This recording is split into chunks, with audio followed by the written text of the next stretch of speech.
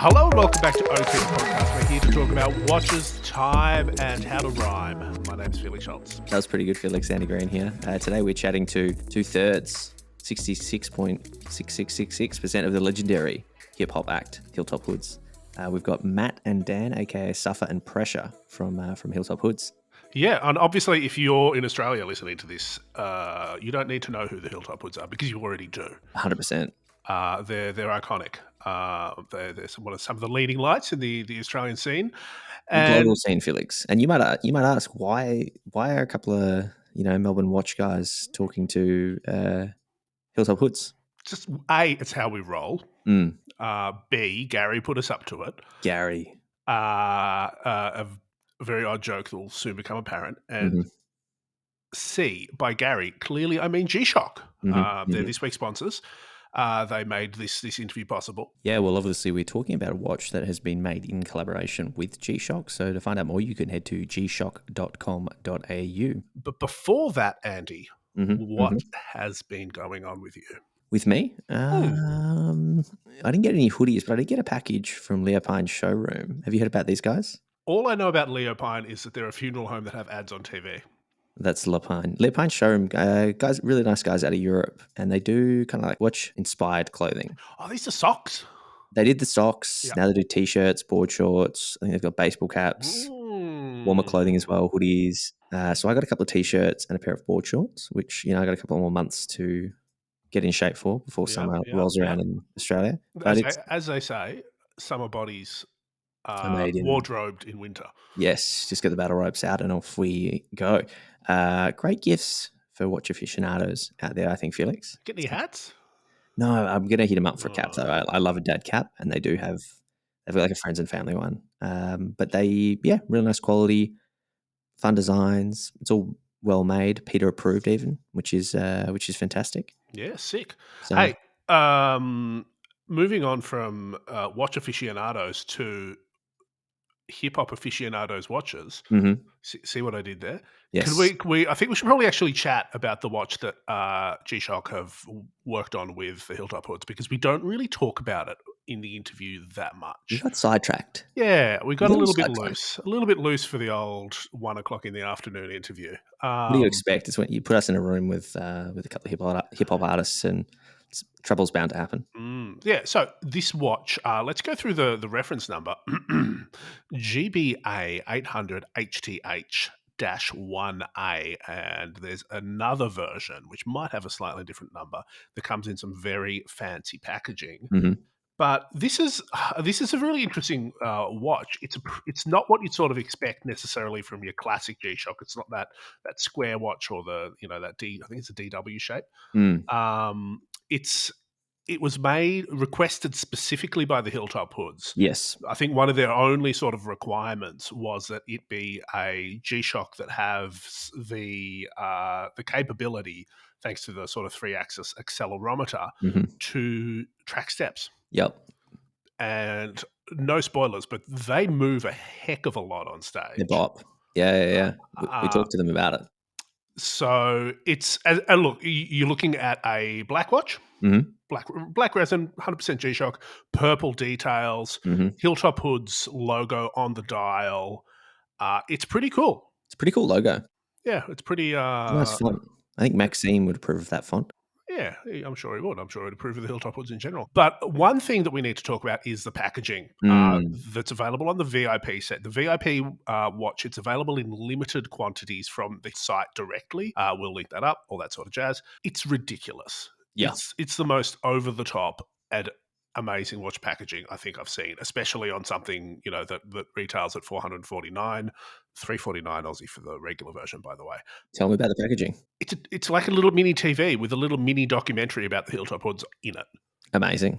To be fair, though, that packaging isn't the only high-tech thing. The watch is pretty high-tech. It's got that accelerometer that we talked about, Bluetooth, which is very quickly, for me, becoming an essential feature of any fairly complicated digital watch. Yep. Because it just makes it so much easier to set. And the GShock app's pretty straightforward. I can use it, so it's idiot-proof. Yes. Literally, yeah. Yeah, and I mean, what else is there to say about this watch, Andy? Who's it for? Super lightweight, Yeah. only 61 grams. It's a pretty sleek colorway. Like the purple it's like a deep purple. It's it's under the radar. It's pretty low key, lightweight, beat it around. If you're a hip hop fan, you're already liking your G-Shock. Yeah, and this, that's a really good point. Like, this isn't sort of like some of the other collaborations we've seen from GShock have been pretty out there, like pretty obvious. Like, I'm thinking the Bamford one, that's really, that's quite striking. This is a watch. It looks like, a regular G-Shock, except if you saw that special logo, especially on the dial, that I think makes it, gives it that little bit of extra coolness. Yeah, and I mean, Hilltop Hoods, hundreds and hundreds of million streams on their top songs. It's just a massive, massive band. So I just don't think these are gonna last that long. I think they'd be pretty hot to get. Yeah. So as of the time of publishing, I think they announced it a few days ago, and they go on sale on the 10th. 10th of June. Yep. So if you're listening to this and you're a fan of the Hilltop Hoods, you're a fan of G-Shock, I think maybe sort of set yourself a little reminder in your system to get on to, either your local retailer, G-Shock Australia, or the Hilltop Hoods if you want that super fancy boxed option. Yeah, so website hilltophoods.com, gshock.com.au, and you can try your luck with some Aussie retailers. Yeah. Well, Andy, enough of us. Let's get Dan and Matt on. Let's do it. Felix, today's guests are actual hip-hop royalty with 10 ARIAs, 5 consecutive #1 albums, 50 platinum accreditations, and they're one of the most streamed Australian artists on Spotify for the last 2 years. Right now they've got a new single and a new tour to talk about, as well as a new G-Shock.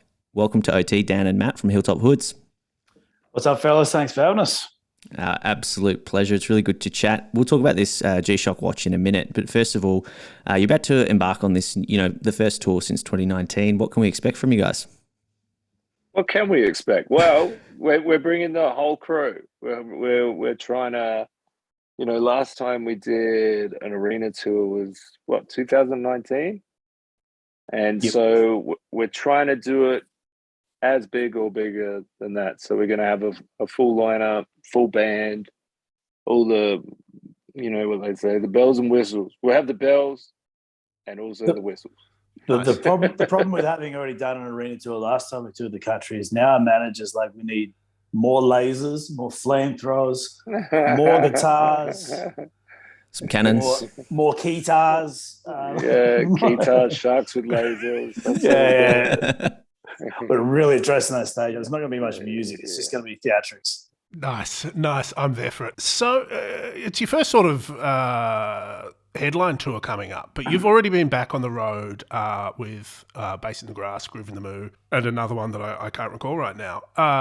So Groove in the Moo, it's Australia's major regional festival, and you've been there. You're regulars. You've sort of been involved in it for a long time. What is the importance of live music in regional Australia, and is there a significant difference in a metro crowd to a more country crowd? I think there's a bit of a difference. I think the locals that attend something like Groove in the Moo are very appreciative that a big touring festival makes it to their part of the world. So there can be an extra level of excitement to it. And at the same time, they're kind of close off, a lot of them, to sort of major cities. So the very keen punters from the major metropolitan areas get to go on that kind of road trip excitement vibe as well. So yeah, it's a wicked vibe. And so you've got a few festivals. I don't know if you know this, Andy. I used to work for one of the sponsors years and years ago, and for me the standout was always the Maitland crowd as being the most intense. Does that back up for you, or you prefer the Bunbury guys or the local Adelaide crowd? Yeah, we're probably the local crowd, the hometown crowds, probably. But that's cheating, really, isn't it? I mean, they're the best for us. They might not be the best for everyone else. Also, throw bricks through your window if you don't say it. Hometown advantage. Yeah. Well, we got in trouble because it didn't make it to Adelaide this year. They sort of shortened the run because of COVID and everything. And we had people hitting us on Instagram and Facebook and stuff why are you playing Adelaide? I'm like, I don't run the festival. I'm banned. It doesn't Come matter. on. The internet will be mad at you for everything you do. The internet's mad about everything all the time forever. That's true. So show business is more than a tour. It's the first new music we've heard from the Hilltop Hoods in a minute, and it features a fairly sinister video in which clowns are, for once, not creepy. I know you work with Nash Edgerton on the video. What was that like, and how involved were you with the creative vision? Working with Nash is amazing. We were lucky enough to work with him 10 years ago on the I Love It featuring Sia film clip, which is when we kind of got to know him making that video for us. We jumped at the chance to work with Nash again. He's a genius. He's a top of the line at what he does. And when he, however, told me I had to dress as a creepy ass looking clown for 3 days, I began to maybe question his ability to make film. Well, you also, when you were sitting there in your clown costume, really grumpy, kept on implying that it was my treatment for the film clip because surely, because you wanted someone nearby to blame for your situation, and that wasn't the case. That was 100% Nash's treatment. That couldn't be more true. I was grumpy being a clown, and I needed someone to blame, and you were close. So I lashed out. Debris was the crankiest. I've never seen Debris that unhappy in my life. It's good that we're working through some stuff now. We thought Debris was going to quit. We thought Debris was going to quit Hilltop Hoods after he got made to dress as a clown for 3 days. But all jokes aside, the film clip turned out so wild. And Nash, that's a good clip. It was funny as. And he's an absolute G to work with as well. Yeah, it's fantastic. And he did bring in that sort of his pretty unique take on black comedy, which we've seen a lot of in recent years. Yeah, which translated pretty well to how the music industry has been for the last few years. So echoing the sentiments of the song itself. I read a YouTube comment, and I don't know if this is real or not, so I need to ask: was there actually a clown advisor for this music clip? Yes, there was. Gary, our clown consultant. Consultant. He's a clown consultant, and he's 7th generation clown. Okay, wow. And that's no messing around. The greatest story I can tell you about Gary, the clown consultant, is that he had a very fat gold rope. I'm talking like 90s rapper fat gold rope around his neck, with a lion's claw attached to it like a pendant. And we were like, what's up with the gold rope and the lion's claw? And he's like, this is a mark of honor that was given to me from my basically like the highest level of clowning award, and he's like, and it can get me in the back door of any circus in the world. We're like, that's gangster, Gary. So, true story. Wow. Another true story. Gary was in Octopussy. Yeah. What? We need an intro to Gary. I just want to hear more clowns. Yeah, man, you got to meet Gary. Gary was a fortunate. Gary, it was his first time being a clown consultant, so he was a bit nervous. But by the end of it, he was like bossing us around. I was supposed to be juggling, and he was like, "I'll teach you to juggle in 5 minutes. That's all it'll take. 5 minutes, and you'll be juggling." Like 2 days later, I still couldn't juggle. And he was giving off a big disappointed dad vibe to me. Oh man, he was bitterly disappointed at your inability to juggle. I told him I wouldn't be able to juggle, but like he thought he could just push through that. He was very patient, yeah. And I think Gary realized probably at that point that he grew up with clowning, and some of the things they do aren't as easy to learn in 5 minutes. Yeah, Gary. Okay, don't be so hard on us, Gary.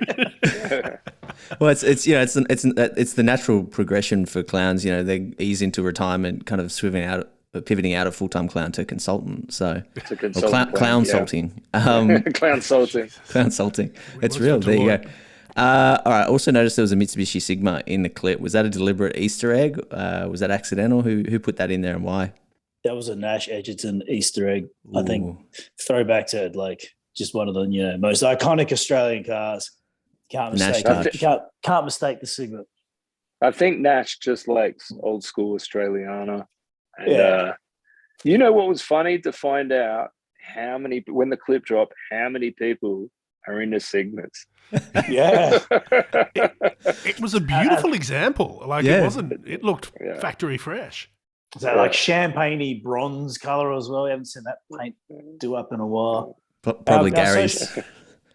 Yeah, no doubt. The Sigma came with its own Gary as well, and he was just as pedantic about the Sigma as Gary was about clowning. There's just there's a world of Garys out there that are like train spotting and like, I mean, in a way, you guys are kind of Garys for watchers, right? Yeah. Thank you. I've just had this realization. There's a bit of Gary in all this. So if we're the Garys for watchers, Gary's the watchers. Hang on, Gary's the Gary for clowns. You guys are the Garys for hip hop. What is this phrase we've got? Gary for rap music. And as you understand, it's a position that comes with a lot of power, responsibility. So being the big Gary for sure. Sure, Chief Gary. How do you use your power for good? So, championing younger Garys, up and coming Garys. I feel like you got to be a bit more patient than expecting them to learn how to spit really good raps in 5 minutes, Gary. No, we've always tried to bring up other artists around us and younger artists. Like, she's on her own trajectory already, but we're bringing Elsy Wameyo on this arena tour, and she's got a huge talent. She's amazing. She sings, writes, raps, produces. She's amazing. And, for years we had the Hilltop Hoods initiative that sort of gave money for artists to have their start, and that's coming back just in a different way very soon. And yeah, just in general, like, we're less, I guess you'd say, a part of the community nowadays. We're a bit more hermited now that we have families and the pandemic and everything, but still try to keep across everything that's popping and, what's happening with music in this country. I love it. And you got AB Original opening for all the shows as well. Tell us about that. So Briggs and Trials sort of independently, very, very talented artists and come together for AB Original. But why did you choose those guys to come along for the ride? Briggs forced us to. Yeah, that's the reason. You don't have a choice. He's a very large, intimidating man, and he staunched us. Those two boys are long-time collaborators of ours. We've got a massive amount of respect and love for the music they pump out and the message they're sending as well. The things they're doing across Australia is unparalleled in their field, and it's great to have them on a tour again with us. Really important voice to have in the mix. Absolutely, and the cheat code for this stuff is doing as much around it as you can to enjoy it, and getting to tour with your mates is that's cheat code sort of stuff. That's like that's cracking the code of how to really keep enjoying it. And we took Briggs on our European tour this last year and spent a month in a bus with him, and he's the dude that keeps the jokes rolling. He's a great guy. He keeps morale up. Because it gets pretty low on a bus when you've been living with 10 snoring men for a month. Let me tell you. I got asked in a previous interview today, P, about what everyone's worst habits were on the bus. Oh, yeah, nice. And Debris was writing on his food. She asked mine, and I said I'm probably not everyone's cup of tea. I probably get on people's nerves. And Debris still writing on his bananas like he's the 18-year-old house share. I also said he's an idiot for doing it, because as soon as he writes on his food, we eat it immediately. It's like a competition who's going to fuck with Debris quickest to eat his food. Don't try to tempt me. But yours was you're a party boy, and Oh, man. sometimes look at your face. Like, no. Not today. And sometimes you just need some quiet time watching The Mandalorian with your friend. So Suffer's telling me to keep it down. I get it. Just keep it down. Fair enough. Hey, so we're here to chat, in significant part, about Casio. Word on the internet is that you've made a GShock with them. But before we get into that, why is it a watch that has such a special place in hip hop? Thoughts? Well, it was the watch in like the 90s that was attached to street culture, like hip hop and graph and skating and so on, that we could afford. Because if we're being honest, we would have liked to have had rollies or whatever, through the 90s, but no one's affording that. Not our group of friends anyway. So it's sort of cemented its place like that. And it's a cool watch, but it seemed to be just like part of the culture. I think a big thing as well is why it was worn by a lot of rappers. It was a really rugged, kind of tough watch in its looks and how robust it was. You could give it you could take it anywhere, you could dive with it. It'd take a beating and keep going. And that was, I think that was a little bit of the sort of why it received so much love from the hip hop community back then as well. Don't have to worry about bashing it up on a night out. Yeah, that's all right. It's a milk crate of watches. It's the milk crate of watches. I'm coining that right now. Is that their phrase or someone else's? No, I literally just thought of it then. We're pitching it to him now. Okay, okay, right. Well, you're the Gary. It will be their phrase soon. Felix, you're the Gary. I've always thought so. Thank you. You've been assigned the Gary. So I mean, to describe it to the people listening, it's classic GShock GBA 800 model, but it's black with some purple touches. How involved with the design were you guys? Fairly involved. We were given a catalogue of watches we could choose from, and I guess me and Matt both kind of wear watches that they got the sort of the fit technology and catch your steps and take your heart rate. So we're both pretty keen to have some tech in this one because we both use that a lot, what we do on stage and off of it. So that sort of narrowed it down a fair bit. And then from there, we just kind of got involved. Part of the purple and the color scheme is sort of coming from some artwork that we are working with for sort of our new album. So we wanted to tie into that a little bit as well.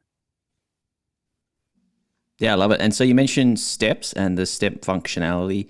Our friends at Casio tell us you actually insisted that the model had step tracking.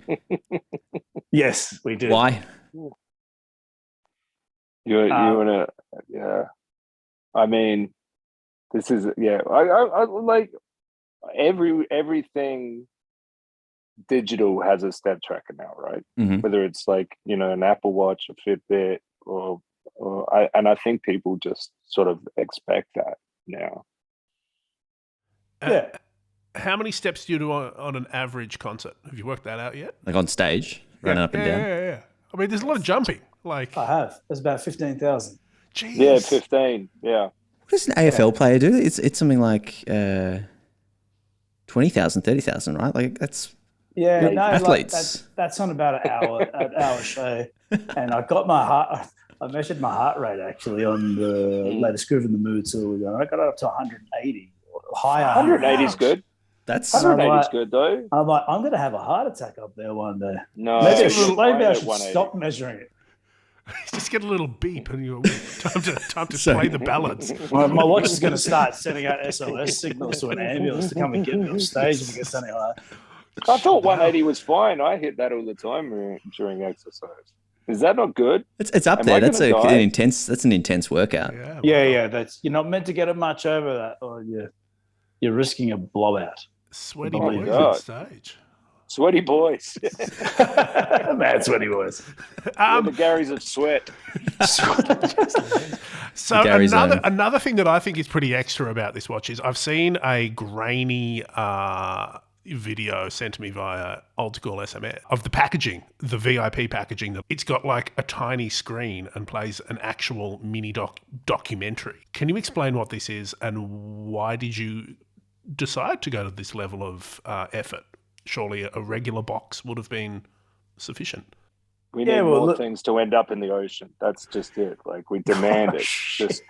Just waste what. No, one of the things about our packaging, actually, no, and this is seriously was involved in the development discussion, was that, like, they for the VIP package, there's always like some seriously like out there packaging, and we're like, we want to do something that's really cool, but has some sort of repeat use that doesn't end up in the ocean like everything else is overpackaged on this planet and gets thrown away and ends up landfill. So we came up with this idea with the GShock team to do an LED screen in the box that could play videos, and we've ended up developing a short clip of some interviews and making of the design process of the watch, and a few film clips of ours on this box that is a mini television that can actually sort of have other bits of data uploaded to it.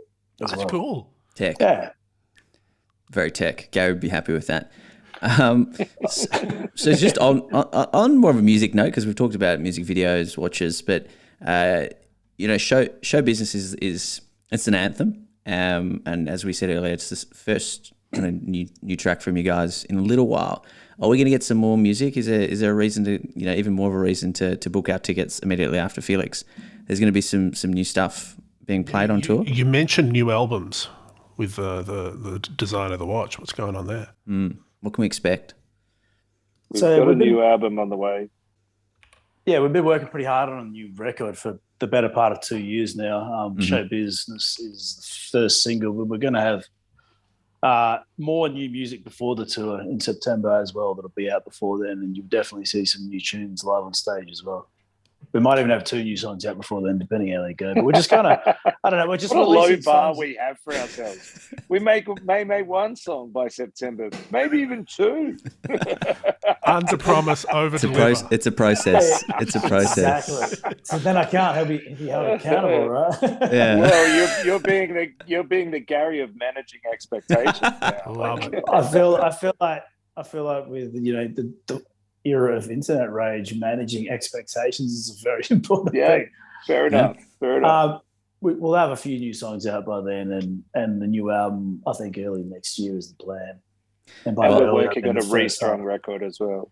We are. Excellent. So there's plenty in the works. Heaps of new music has been made already. It's just getting finished. Finishing it's the problem. But we're just gonna roll out new songs until the album is ready to put out. As Gary always says, you guys didn't come all this way just to come all this way. So, we're excited to see. That's classic Gary. Classic Gary. He could be definitely quoted having said that. You definitely said it. Dan, Matt, thank you for joining us. The last question we ask every single guest we have is just a general recommendation that people have been, that the guests have been enjoying. It can be a podcast, a movie, a TV series, a book, whatever it is, a song that you guys have been enjoying that you think more people need to know about. So why don't you hit us, Dan, first with just a random recommendation.